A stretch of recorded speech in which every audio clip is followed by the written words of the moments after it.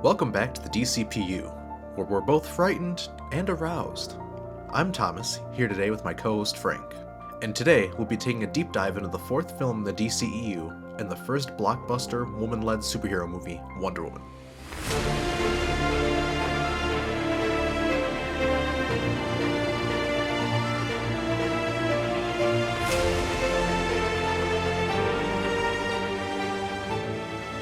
Okay, history of the project and details of the release.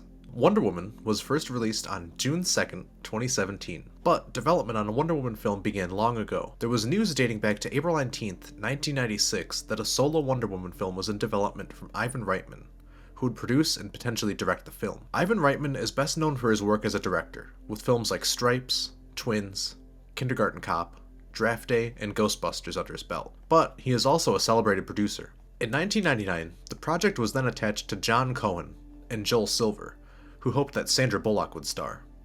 The film is quoted as being an edgy action film. John Cohen is best known for co-writing Minority Report, although that seemed to be like his only screenwriting or film accomplishment when I looked him up. Joel Silver has an extensive producing catalog, including Predator, Commando, Lethal Weapon, and the Matrix films, amongst others. Catherine Zeta-Jones and, strangely, Mariah Carey were rumored to be candidates for Wonder Woman.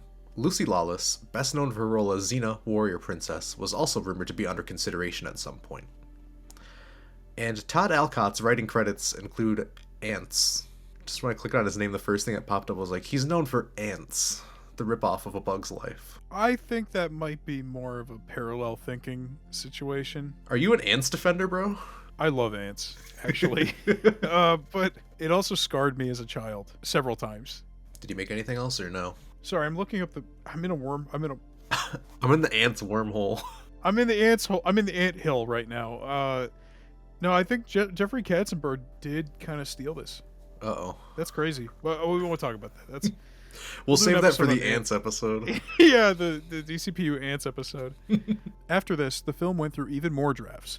But in March 2005, Warner Brothers announced that Joss Whedon would end up writing and directing the film. In Whedon's version of the film, Steve Trevor would crash on Themyscira and be discovered by the Amazons, but besides that, his version was very different from the film we eventually got. Diana and Hippolyta would have clashed and fought in trial by combat to decide the fate of Steve, and the film would have been set in the present day in Gateway City. In a questionable choice, Whedon's film would have been told primarily from the perspective of Steve Trevor, as he tries to teach her the ways of the world. This was like the weirdest thing to me when I was reading about this, because yeah, there is a Wonder Woman show from the 70s, so maybe some people are familiar with her, but I bet like a lot of people at this time hadn't seen that show.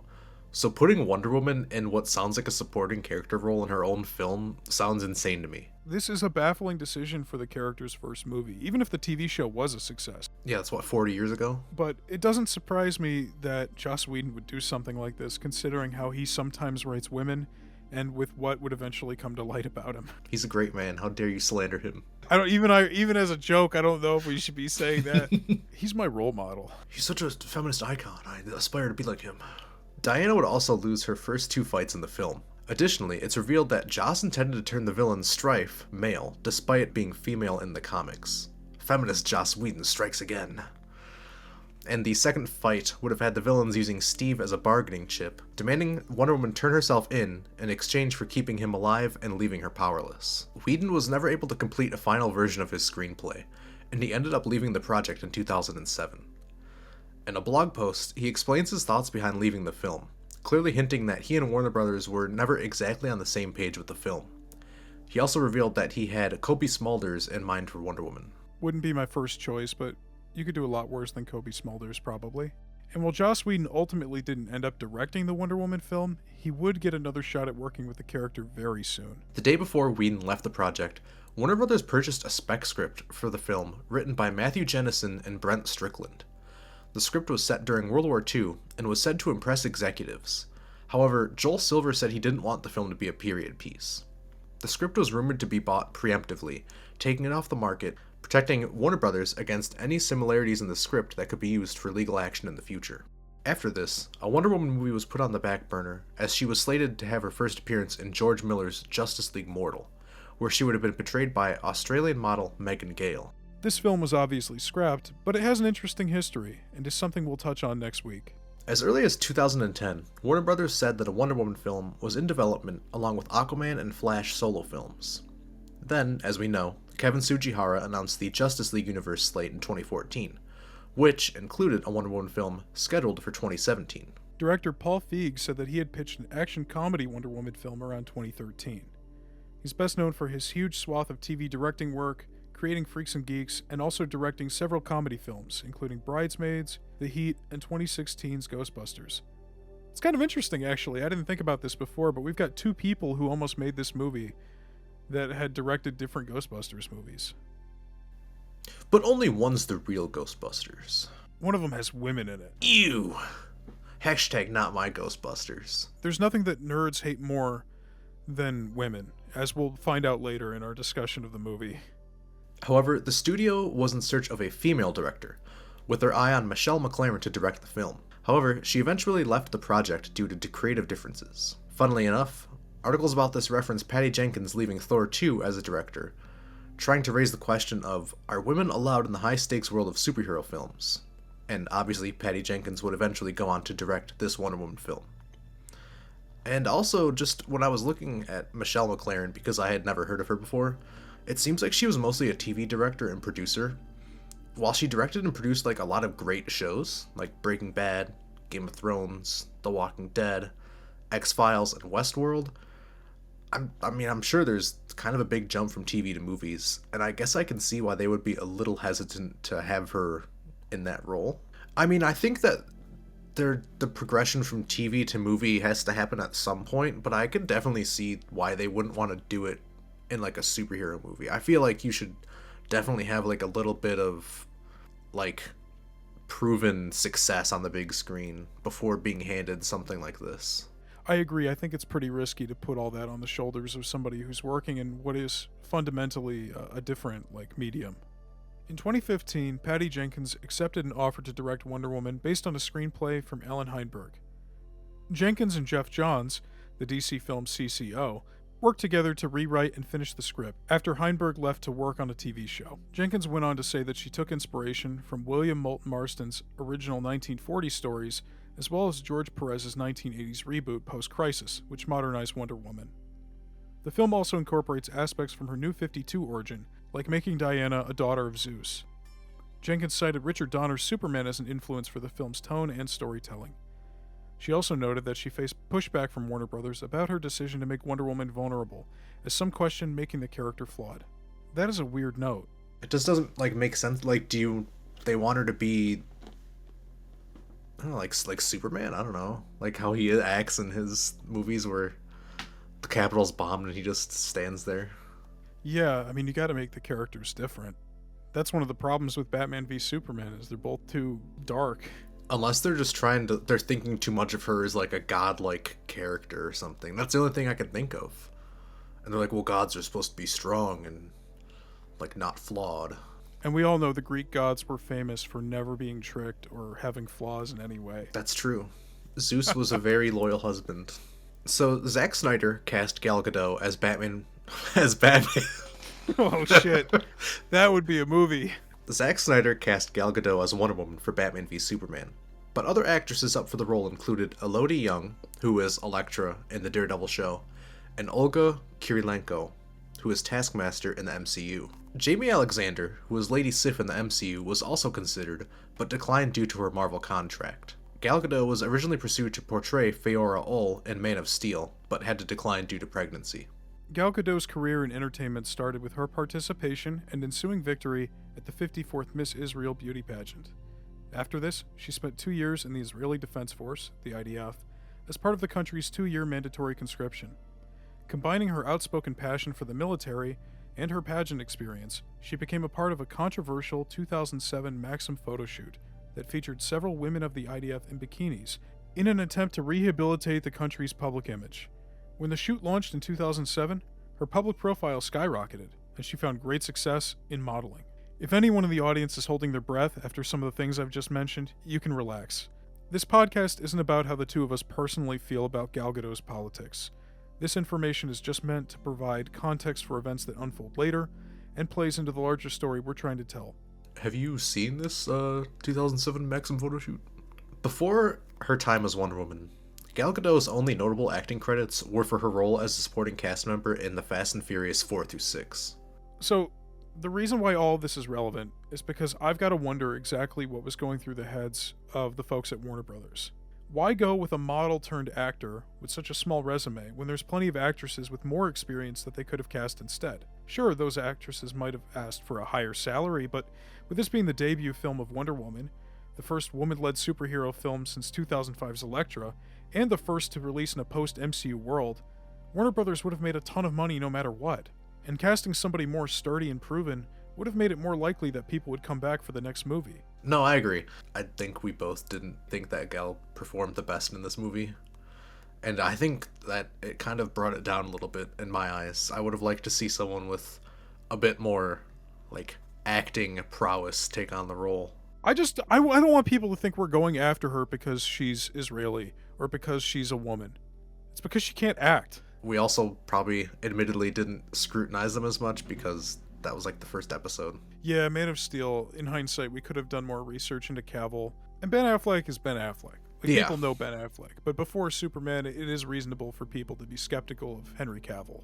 Interestingly enough, Charlize Theron was the first pick to portray Hippolyta.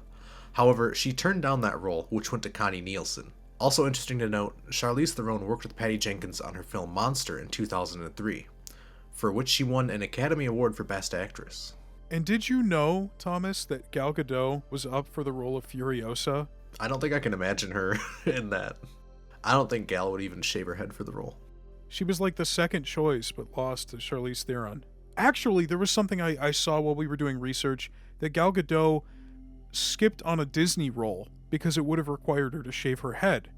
And so people have theorized that that role would have been Nebula in the MCU. Oh. Oh, God. Karen Gillan is a way better choice. Yeah.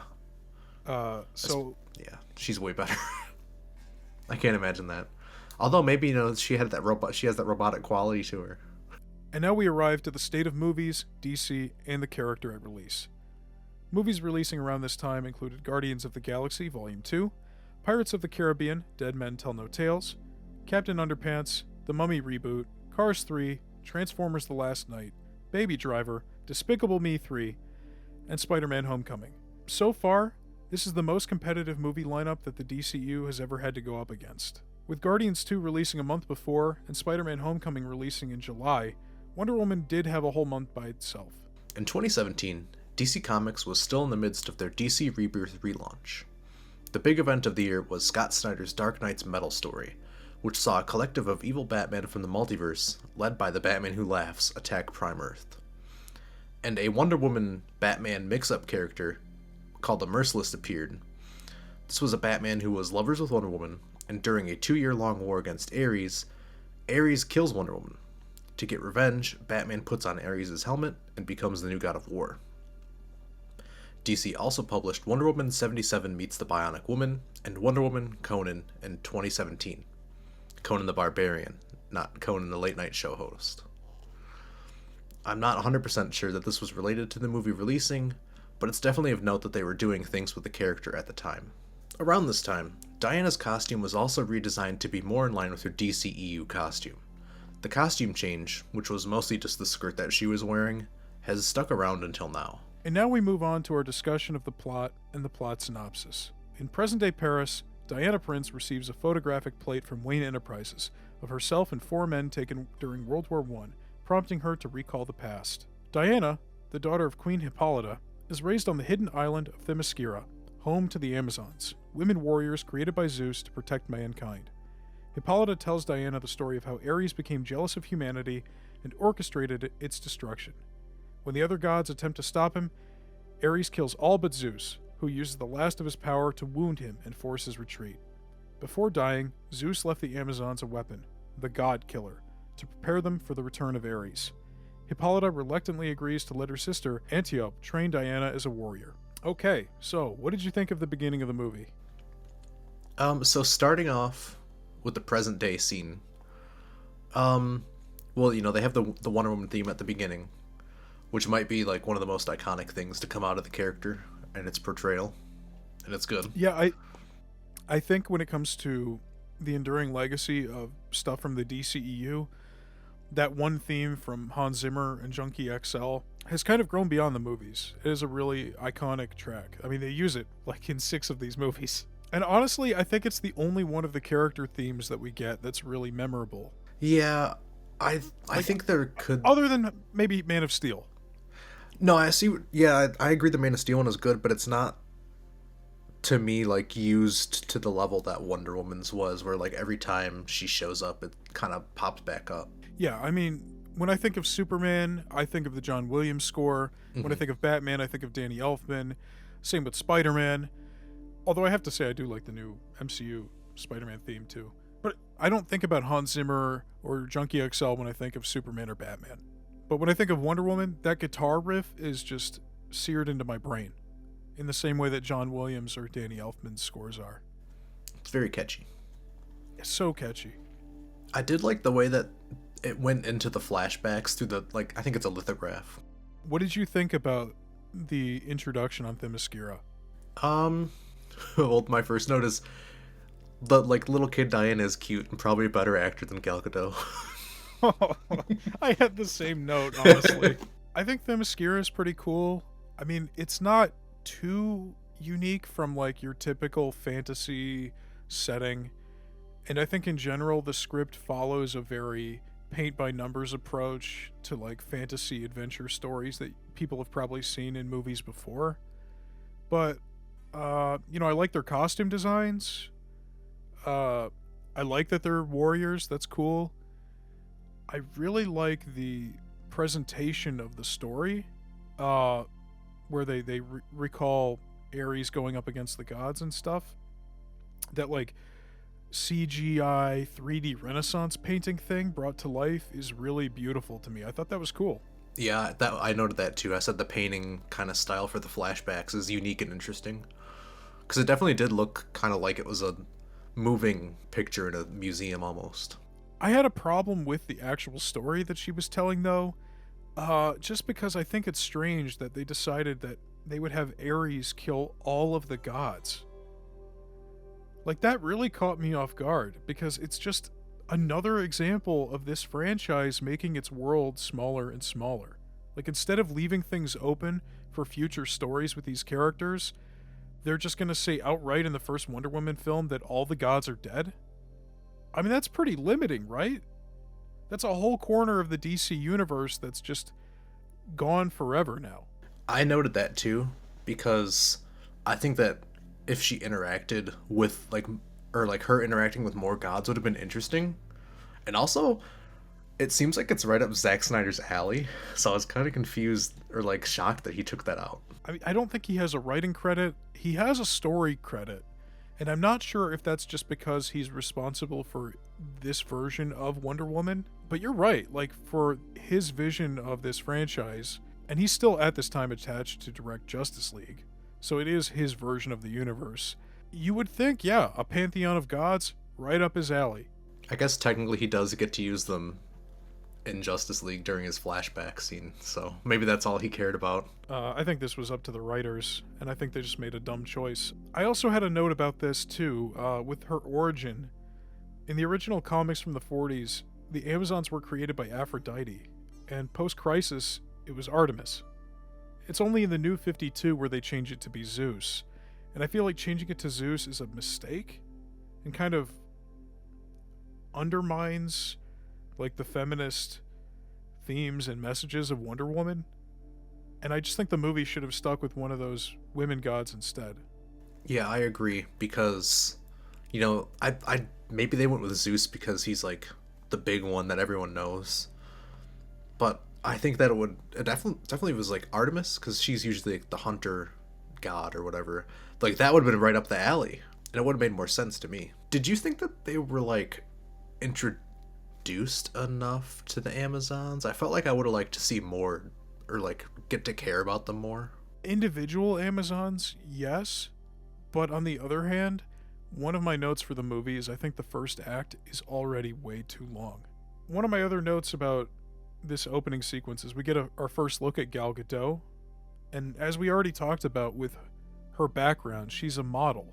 and she looks like a model.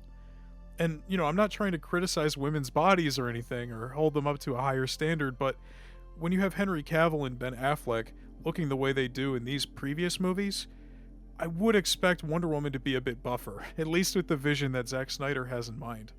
I think it just also would fit more in line with her as a character because the Amazons are warriors. And, they're fighting, and that's like all they do. So she should be a little bit ripped. It's kind of like the opposite of where I think that sometimes they make Superman too bulky. Because, like, yeah, he did grow up on a farm or whatever, but he's also just super powerful anyways. He doesn't need to be, like, ripped. He could just be normal and just be super strong. I think Hollywood is just afraid of buff ladies. Maybe. Or maybe just all the buff ladies are bad actors. Could be. Looking at The Mandalorian. Gina Carano's gonna sue you, dude. I don't have anything to sue for. I don't know if we want to bring this up now, but I thought that rewatching it, it's pretty heavy-handed and kind of like spoon-fed to the fact that she's the god killer.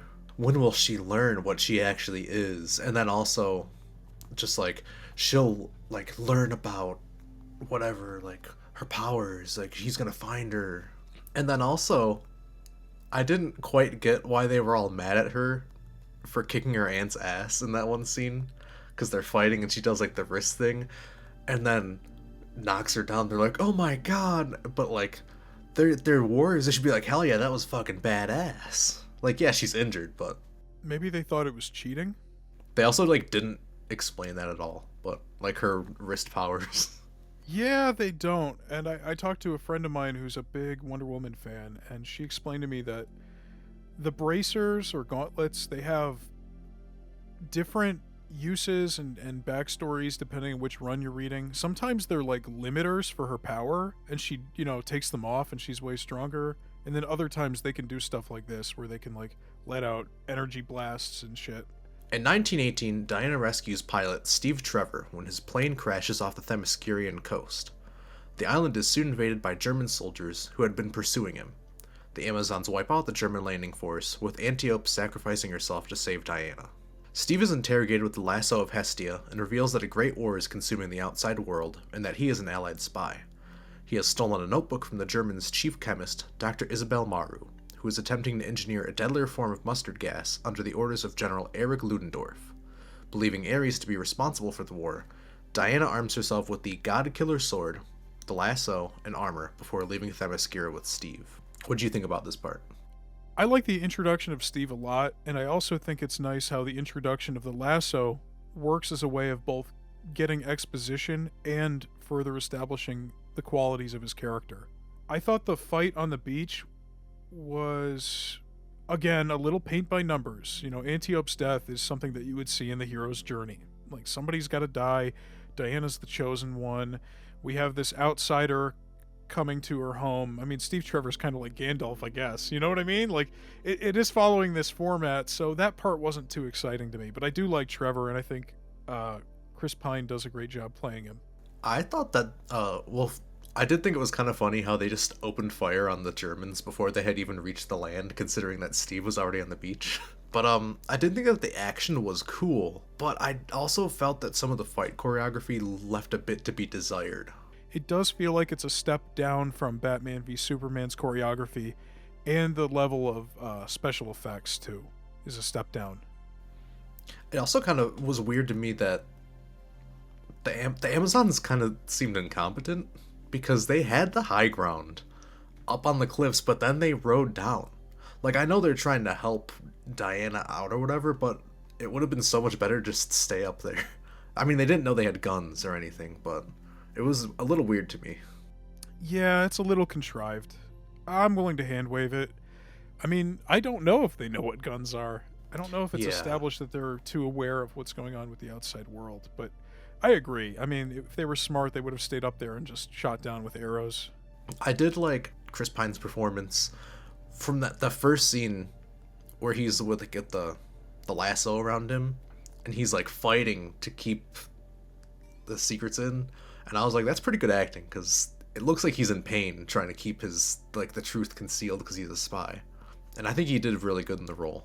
Part of me wonders if the people who thought that, like, they had chemistry, if it was just because he's a very charismatic guy.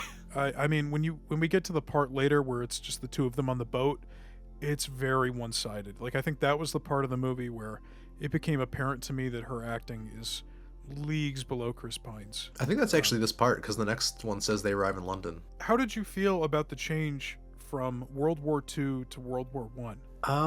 So it was a little weird to me because, World War II is definitely the more recognized one.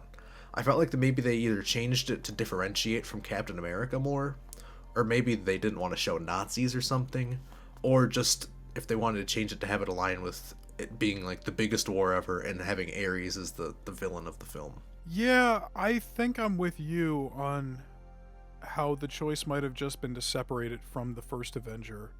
But I don't think it's a change that I minded too much. It's not a war that you see in Hollywood blockbusters very often. You're right, it could be because they were just afraid to show swastikas or something. I have no idea, but I'd put money on it just being to separate its identity from the Captain America origin movie. It would have been kind of similar anyways in World War II. There would have been some differences, but one note I forgot about was in Steve's flashback, he saw kids making bombs in the factory and then blew up the factory. Oh. So he killed kids. Well, I mean, hey, it didn't show anyone in there when he blew it up, but I mean, even Batman's a killer in this universe. he wouldn't kill kids. Oh, that remains to be seen. That's true. That remains to be seen. I also had a note, which is just throughout this whole first part, because Diana talks about Ares every 5 fucking seconds, and I wasn't really sure how old she was supposed to be here, because she definitely feels like she's on the younger side, very naive and overly fixated on Ares, and it jumps from 5-year-old Diana to 12-year-old Diana, and then it goes to Gal Gadot. Yeah, I was getting the impression too that she's supposed to be maybe early 20s or something, or mid 20s. She is very naive and very, I don't want to say clueless, but she's very bewildered. And I guess it works for this story, and it works with her acting abilities as someone playing a fish out of water with a broken English accent. It all works for the sake of this movie. Will it work in later movies and appearances? No. But I think it works enough here. It kind of plays into that hero's journey paint by numbers thing, where it's she's kind of like Luke Skywalker, where it's this is a young person, but not a kid, but old enough to go on an adventure. But I'm not trying to be negative about it, because I do think it did work, because yeah, they are a world isolated away from the outside world. They're in their own little sphere of existence. So to be naive about the outside world does make sense to an extent. Especially when they go to London and then everything's new. So yeah, it makes sense there. So they arrive in London, delivering Mars' notebook to the Supreme War Council, where Sir Patrick Morgan is trying to negotiate an armistice with Germany. Diana translates Mars' notes, revealing that the Germans plan to release deadly gas at the Western Front. Although forbidden by his commander to act, Steve, with secret funding from Morgan, recruits Moroccan spy Samir, Scottish marksman Charlie, and Native American smuggler Chief Napi to help prevent the gas from being released. The team reaches the front in Belgium. Diana goes alone through no man's land and destroys the enemy trench, liberating the nearby village of Veld with the aid of the Allied forces. The team briefly celebrates, taking a photograph in the village where Diana and Steve fall in love. That kind of covers a lot. So yeah, that was my first thought. Let's talk about London. The first thing I had was, and this also comes back up throughout the movie, but the soundtrack of this is really good as well. I really liked the music that was playing when they reached London, because it's very adventurous and then kind of whimsical. Whimsical is right. I think the score by Rupert Gregson Williams is pretty solid. I mean, it doesn't stand out to me as much as Man of Steel's soundtrack, but it is very, very good. And for the tone of every scene, I think it matches. I could be wrong, but I believe he is a student of Hans Zimmer.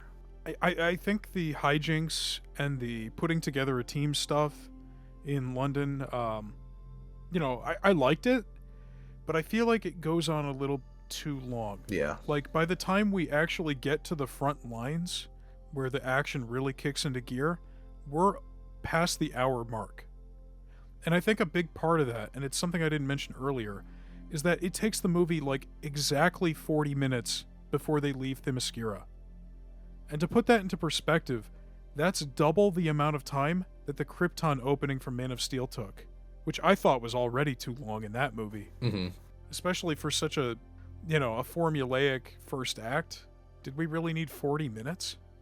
To me, rewatching it, it was like the clothes scene where they're like trying to get her an outfit for like 5 to 10 minutes. I'm like, why are they like, and it's just the same joke over and over, like, oh, like people fighting this or whatever, and it's like, yeah, we gotta hide her, and I'm like, okay, I get it. You could have just done that and be like, here, put this on.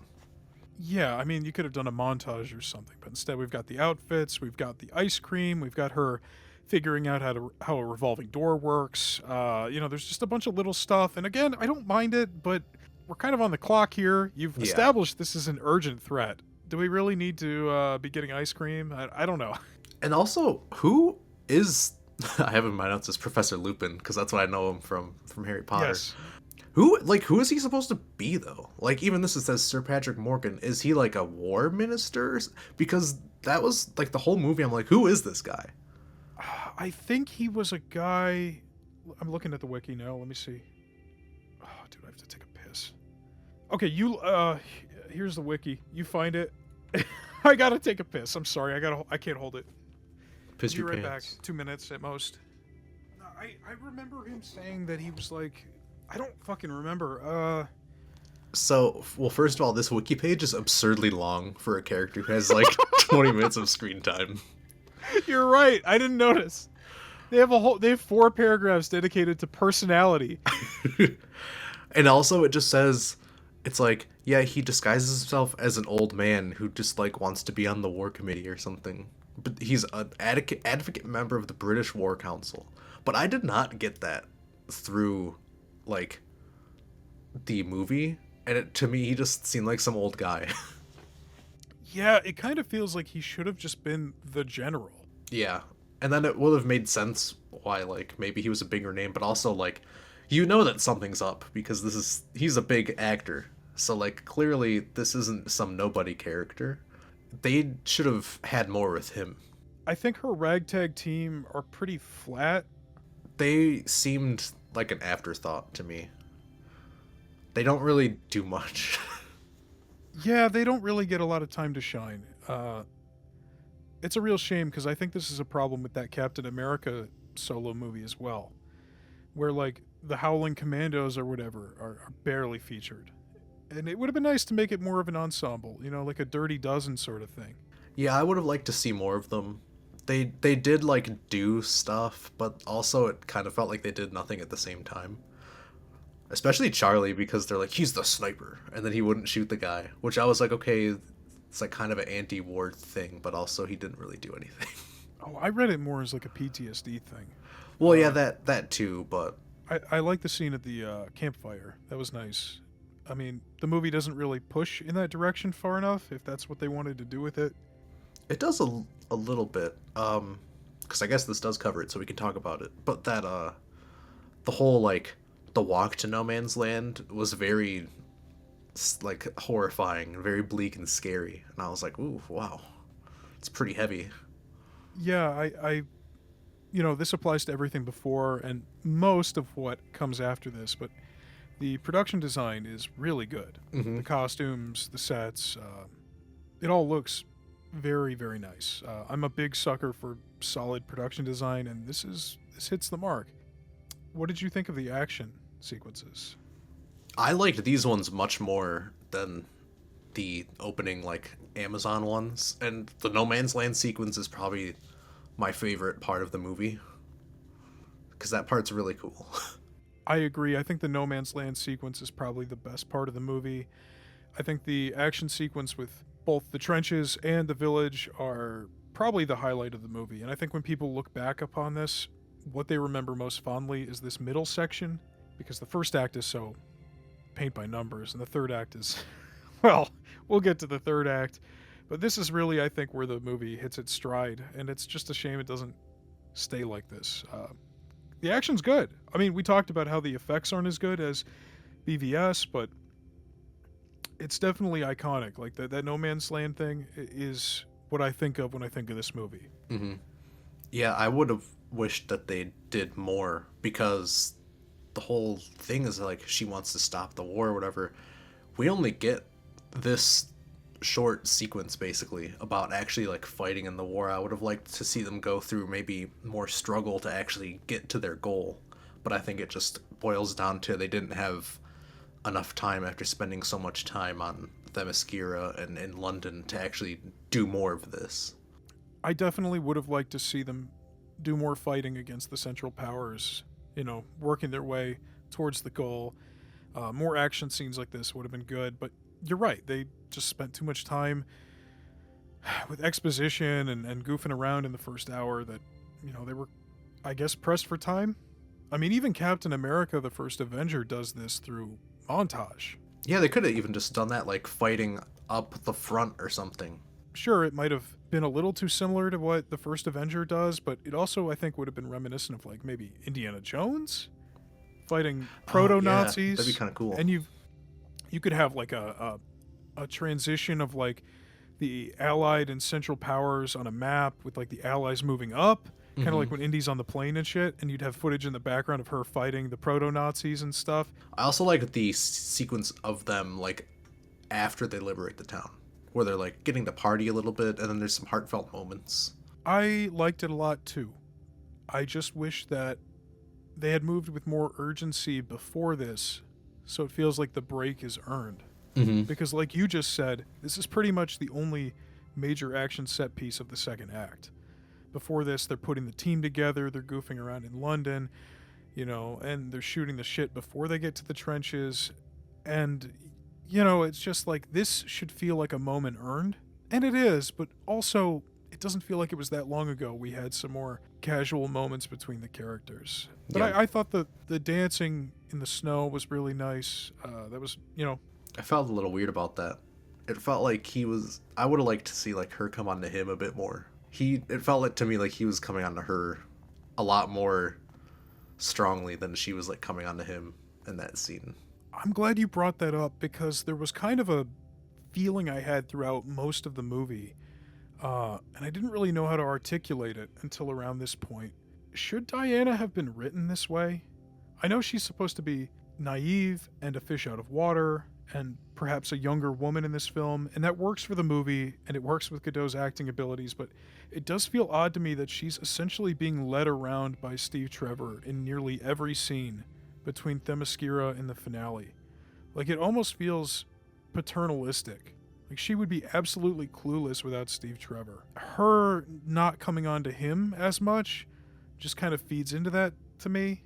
She should be more assertive, she should be more confident, and if she wants to get it on with Steve Trevor, in Wonder Woman's own movie, I think Wonder Woman should be the one starting that up.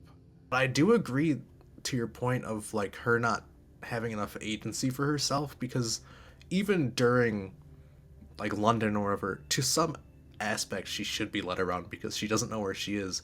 But even, like, during the war fight or whatever, they're always like, who is this woman? Get her out of here. And I would have liked to see her actually, like, stick it to them a bit more. Be strong. She just kind of lets herself be pushed around a little bit. And that's why the No Man's Land sequence is so great. It's because it's her confidently strutting into a situation where all these men are afraid and they're telling her that she can't do it. It actually works. This is written by a man. And Patty Jenkins did say that she did rewrite some of it or, like, finish the script because it wasn't 100%, but I'm kind of surprised that they didn't have a woman write it. I wonder if that could maybe contribute to part of the feeling that maybe some of the feminism isn't as strong as you might think. The team learns that a gala will be held at the nearby German High Command. Steve and Diana separately infiltrate the party. Steve intends to locate the gas and destroy it, and Diana hopes to kill Ludendorff, believing that he is Ares. Steve stops her to avoid jeopardizing his mission, but this allows Ludendorff to unleash the gas on Veld, killing its inhabitants. Blaming Steve for intervening, Diana pursues Ludendorff to a base where the gas is being loaded into a bomber aircraft bound for London. She fights and kills him, but is confused and disillusioned when his death does not stop the war. I thought it was really bold for Steve to just casually stroll up to Dr. Poison when he literally stole the notebook from her, and, like, she might have got a good idea of what he kind of looked like. I don't know if he was trying to play into the fact that she has, like, her plastic mask or whatever, and maybe men don't talk to her a lot or something, but I feel like if I was her, I'd be like a little suspicious of this guy who's like, oh, like the entropy of fire is the war, and like General Ludendorff, he's kind of a pussy. You should come with me. Yeah, especially after they just had a mole amongst the ranks. Mm-hmm. And, despite her disfigurement, I don't think she should be so easy to woo, I mean, Yeah. she isn't by the end of the scene, so I guess I can't hold it against the movie, but But I felt like the only reason that she kind of snapped out of it was because she saw him staring at another woman. I actually would have liked her to have more character. yeah, I liked her a lot. I wish she would have had more time and more personality. She's way more interesting than Ludendorff to me. Mm-hmm. Especially because she has like that plastic face, and I was wondering why she had it. They don't ever explain it, surprisingly. Ludendorff is just some German general. Dr. Poison is way more interesting just by the name alone. Did we need this party scene? I would have rather just had more action. Which I guess we do get to after this, but it was a little weird to me. Especially when we just had that in Batman v Superman. Yeah, it's kind of the same thing, Wonder Woman infiltrating a party. And I don't think it's a terrible scene or anything, but it definitely felt like I would have also preferred more action instead. Or going straight to the factory or something. Mm-hmm. Or maybe they could have split up and some of the team could have been doing the intel while others were doing action stuff. But from what I remember when I watched it, it seems like the rest of the team is just waiting. They're just standing outside. I did feel sad when the town got gassed, though, because they did just liberate it. How did she go in the gas, though? The very lethal poison gas. Yeah, she's not bulletproof, presumably, but she can breathe in, like, mustard gas. I would think that internal damage would be the one that would work more against her. Yeah, you'd think. It's a little confusing. The Ludendorff fight scene was a bit better than I remember. I mean, it wasn't anything special, but it was a bit more than just a stomping. Would I have liked him to be Ares? Maybe. There was the reveal that he wasn't Ares and the war keeps going, which I think going into it, I thought that maybe that was the whole point, but then they do go into Ares is real and is actually doing it. So here's the problem I have with that. Wouldn't it have made more sense in the story and been more satisfying, like thematically, for Diana's confusion and then realization about why humanity's still waging war to take place after she kills Ares? She kills Ludendorff, has this realization, and then she's like, oh, actually, Ares is still alive, so it still must be Ares' fault. Mm-hmm. It would have made more sense if she had killed Ares and then realized humanity still wages war. It just feels like it's placed wrong in the script. I also thought that it was a little weird during the scene where after she kills who she thinks is Ares and then gets mad at Steve because she seemed a little hypocritical because she got pissed that they didn't stop fighting. And he's like, yeah, that's just like how they are, but if you help me, we can save like thousands of people. And she's like, no. I also thought it was weird that Steve is the one imparting the lesson that war is a consequence of just how men are, instead of it being a realization that Diana reaches herself. Chris Pine does a great job with the monologue, but it's just another example of her being told what to think by a man. Yeah. After this, Sir Patrick appears and reveals himself to be Ares, telling Diana that although he has subtly given humans ideas and inspirations, it is ultimately their decision to resort to violence, as they are inherently corrupt. When Diana attempts to kill Ares with the God Killer sword, he destroys it, before revealing to Diana that she is the God Killer, since she's the daughter of Zeus. I just don't know how I felt about the reveal, like the Ares reveal. Especially because it didn't make sense to me that the Sir Patrick guy is like pretending to want to stop the war. And then the fight is even worse. Yeah, the fight's very ugly, very stupid. I didn't like it. You want to go ahead and read this? We can wrap up the plot discussion. Do you want to talk more about the battle, or? Nope, I got nothing. I think it's ugly, I think it's stupid, and I think it's the same shitty third act, falling apart problem that all of these DCU movies have so far.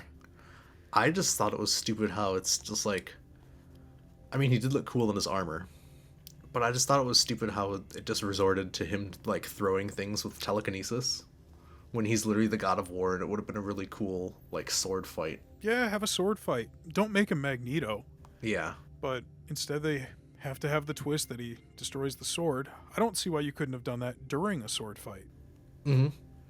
And then maybe, they do fisticuffs. She's got to use the lasso and her bracers and shit and the shield. And then just the T-pose while killing him with, like, lightning. It's not even like a punch or anything. She just is like, wah. While the two battle, Steve's team destroys Maru's laboratory. Steve hijacks and pilots the bomber, carrying the poison to a safe altitude and detonates it, blowing up the plane and himself. Ares attempts to direct Diana's rage and grief at Steve's death by convincing her to kill Maru, but the memories of her experiences with Steve cause her to realize that humans have goodness within them. She spares Maru and redirects Ares' lightning into him, definitively killing him. Later, the team celebrates the end of the war. I think killing Steve was a mistake. I think the way they do it is way too similar to Steve Rogers and his sacrifice in the first Avenger. I didn't think about that. And even putting that aside, I just think you're really closing the door for yourself. What if you wanted to do another Wonder Woman movie with Steve Trevor? I mean, hypothetically, now you'd have to come up with some contrived reason to bring him back that might be problematic. I did like the end when they're celebrating, but they're like the group isn't or whatever, and then the music as they see Steve's picture on the board. Yeah, I liked that too. Still wish he lived, but I guess if you're gonna kill him, it was kind of a sweet way to end it. What's weird is that they could have had like a scene of them talking as a group. In the present day, Diana sends an email to Bruce Wayne thanking him for the photographic plate of her and Steve. She continues to fight on the world's behalf as Wonder Woman. My only note here is that I don't have a problem with the framing device of the story. I think given with what they had to work with because of how she's introduced in Batman v Superman, it's fine. I like how she's reminiscing about this adventure and her time with Steve. In particular, it's very sweet. But in retrospect, the moment's kind of diluted because we know that we're going to see him again somehow in the 80s. We know we're going to see Wonder Woman again in the 80s. Even though in Batman v Superman, the whole point is that she went into hiding after this. Of course, they weren't thinking of these things back then, but it's just another consequence of closing doors for no reason. When it comes to comic books, I think you want to keep things as open as possible. Especially because you could maybe hand wipe this one away as it's the war, so like secrets are kept or whatever. But the one in the 80s is very open. The only thing I had here was, well, besides the final freeze frame, it looks stupid as hell. I think it would have been really cool if the narration had been her talking to Bruce and telling him her story, since like I think he asked about it in the note that was given with the picture, and it would have made their relationship that much stronger and would have set up them forming the Justice League together in the next movie. So, we move on to our next section. Did it work? What did you think of the choice to make Wonder Woman's origin a period piece, which, as we noted earlier, is something Joel Silver did not want to do in his version of the movie? I don't hate it. And I don't either. The way that it's done, but I think the way that it attaches overall to the rest of the universe doesn't make much sense. I mean, at least with Captain America's World War II story, you've got the setup of Hydra, and you've got Bucky. Steve dies in this movie, and none of the other characters go on to be important in any way. Well, maybe not even that, but just the fact that like the way that it kind of contradicts what's already been set up in, because they're like first metahuman. That's true, yeah, you're right. But I guess that's more of a contradiction in BVS, and they just kind of had to work with it. Yeah. Well, it's just because they didn't have a universe plane made of steel, then they kind of...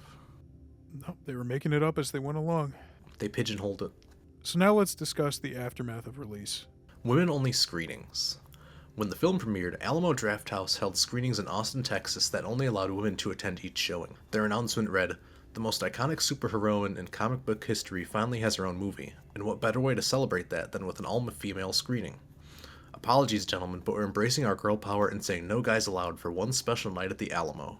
And when we say people who identify as women only, we mean it. Everyone working at the screening, venue staff, projectionist, and culinary team will be female. So lasso your geeky girlfriends together and grab your tickets to the celebration of one of the most enduring and inspiring characters ever created. It's just funny that this would bring so much backlash when it's just literally one night. I know, it was one showing and it's just so innocent, too. The showing was completely sold out in less than 2 hours, with several more scheduled at other locations. While this was taken positively by most online, there was a vocal minority of angry men who expressed their outrage on Alamo's social media. Some quotes from a Washington Post article highlighting the situation include, "Very tacky, Alamo. I'm all for equality and having a screening specifically stating it is not inclusive to everyone. Is against equality. I'm not saying Alamo did this intentionally, but it is still just wrong. It is sexist and bigoted. If you don't provide the experience people are looking for, others will, and frankly, with that attitude, I'm glad you're not going to be the ones making that money." Okay, again, it's literally one day. It's not all of the screenings. Yes, exactly. If these guys still wanted to go see Wonder Woman, even at the Alamo Draft House, they could. This is just a marketing gimmick. It probably worked better for them because they were like, this blew up, and then brought more attention to it, and they're like, okay, thanks for bringing more attention to it. Yeah, you're right. I think it's a situation where bad publicity is still good publicity. It's not even bad publicity, it's just stupid people. No. I guess just covering these angry chuds on Facebook and stuff is the bad publicity. And it kind of feeds into what we were talking about last week with these angry nerds, they're again deluding themselves into thinking that they're the victims. This is something that doesn't affect them in any way, and they have to make a situation where there isn't one. But I wanted to see the movie at 7, and now I have to see it at 8. Why didn't they have all men's screenings of Man of Steel? Yeah, it's like that's exactly it. These are like the meninist guys, the men's rights guys, 2016, 2017. What about men? What about our rights and our feelings? These are like all lives matter people. This makes it even better. One such man, an Albany law school professor, residing nearly 2,000 miles away from the event, even filed an administrative charge with the City of Austin's Equal Employment and Fair Housing Office. His reasoning? There was a vibrant argument happening on Facebook, but when the theater responded to complaints, they were pretty snide about it and willing to mock anyone who had a complaint, and that really struck me.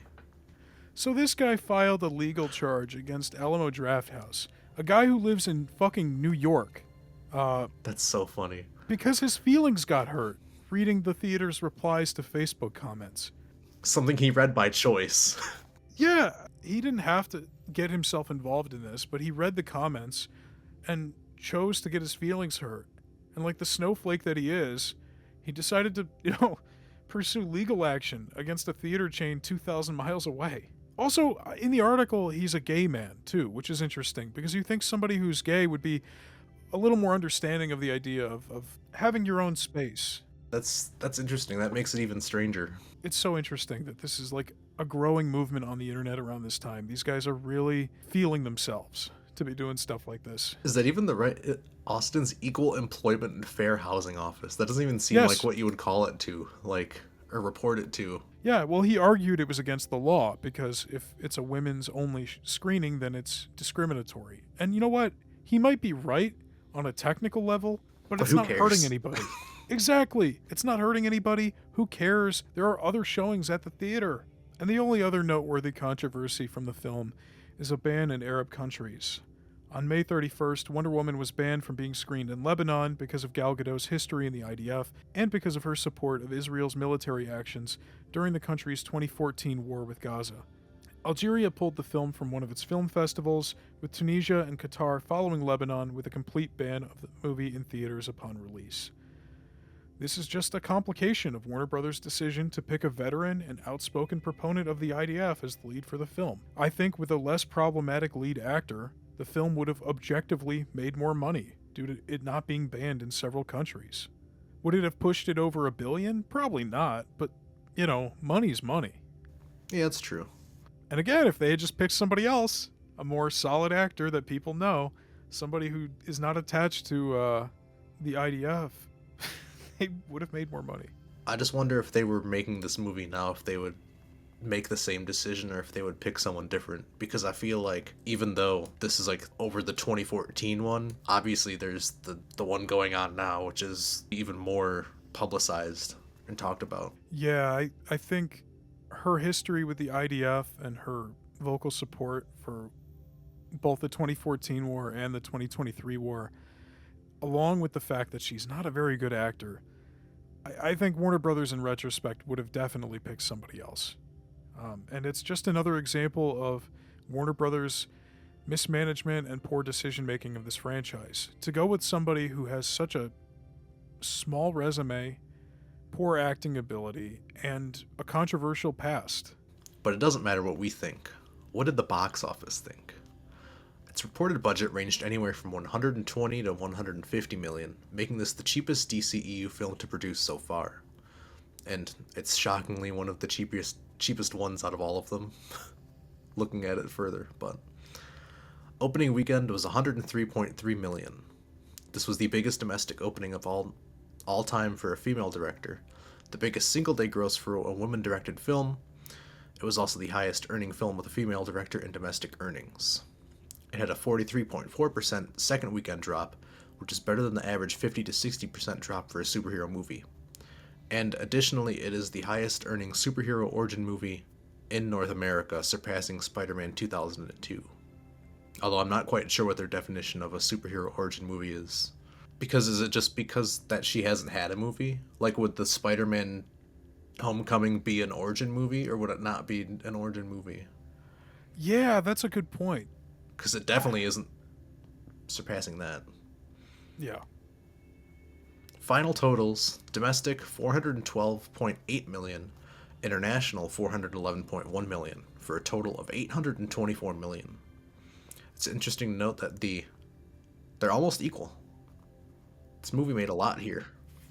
I think that was the same case with Suicide Squad, where it was about 50-50, wasn't it? Oh no, yeah, it is. The net profit was 252.9 million. Is that the highest profit so far for one of these movies? Yeah, it's actually it's the second highest out of all of them. Oh my god. The only other one that's higher is, I think, Aquaman. That's crazy. Yeah, Aquaman and Wonder Woman. Talk about hitting your peak early. Now, when it comes to the critical and public response, Wonder Woman received a 93% critic score on Rotten Tomatoes with an 83% audience score. So, the audience score is sitting higher than I expected, considering it's like a female-led film. Yeah, I guess we haven't reached that point where people are just screeching about women in movies. But we're getting there. Unless it's evened out over time. That's true. We are looking at the Rotten Tomatoes score as of now, not as of when it came out. So that's a good point. It's also worth noting that this is the first DCEU film to be certified fresh. Yay. It's 4 in. Metacritic score of 76 and a cinema score of A. So did you overall, enjoy this movie? Yeah, I did. I think Gal Gadot's not particularly strong, and most of the movie is very paint by numbers. It's very much a movie that I've seen before in a million other movies. But, I like the characters. I think the story is fine. I think the action's good. I like the setting. And overall, it's not a bad movie. I enjoy it. And as far as all 4 of these movies go so far, it's definitely the strongest one overall. I like it. And I agree that it's one of the better DCEU films, even out of all of them, probably. There was some things that definitely didn't work for it. And I know we've probably both been ragging on Gal Gadot's acting ability throughout, but there was parts where I thought that she did have some pretty good performance throughout the film. It's just that I felt like she wasn't consistent enough to actually average out at a good performance. There was parts where I thought that's just not good. And some of the story beats I also didn't like as well. Like the end with the Ares part, and maybe just taking too much time on Themyscira, but I do overall enjoy it. And so, with the final member of DC's Trinity properly established, Warner Brothers decided that it was time to jump haphazardly and preemptively into the franchise's most ambitious and crucial project yet. Thanks for listening. If you liked the show, or if you hated the show, please let us know in the comments and share it with your friends. We'll see you all next week. Bye-bye.